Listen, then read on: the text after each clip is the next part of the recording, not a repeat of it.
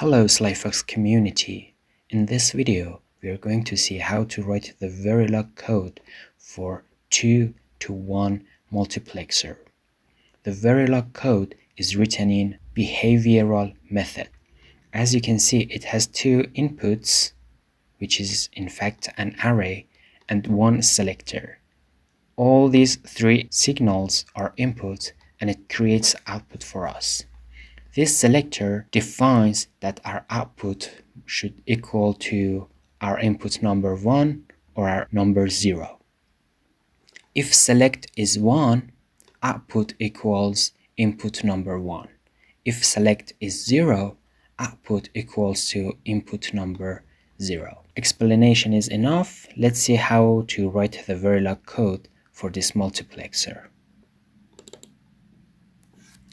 This is the Verilog code for the 2 to 1 multiplexer. We've got an input, it is called in.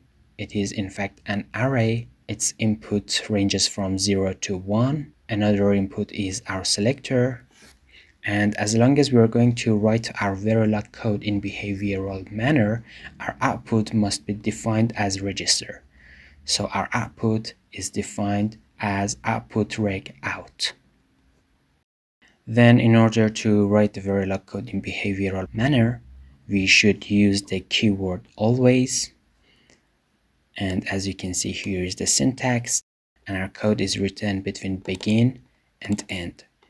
And the truth table is already explained. If selector is 0, output equals to input number 0.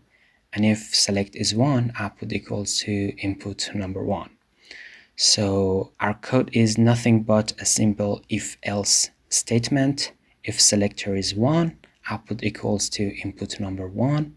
Else, which means if selector is 0, output equals to input number 0.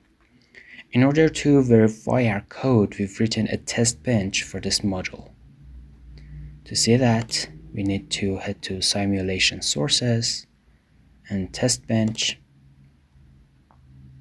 Here is our test bench. We've defined our module, which is our multiplexer. We've already written the Verilog code for that. Inputs are declared as registers and output is declared as wire. Then we have instantiated our unit under test, which is the multiplexer. Our test bench signals are connected to our main module signals in this manner.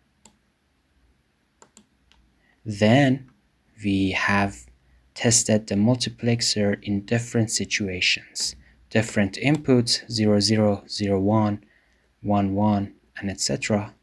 with different selectors to see whether our code works fine or not. To see the waveform, you need to run the simulation, run behavioral simulation,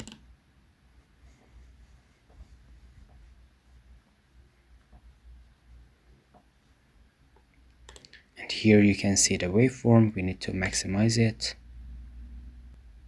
zoom fit, and as you can see,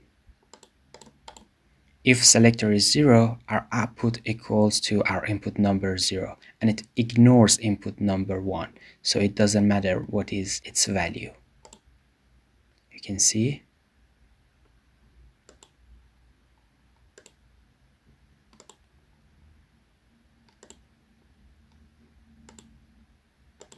And you can see it works just fine. If you want to see the schematic of your Verilog code, you need to head to RTL analysis, open elaborated design and schematic. And this is the schematic of your Verilog code.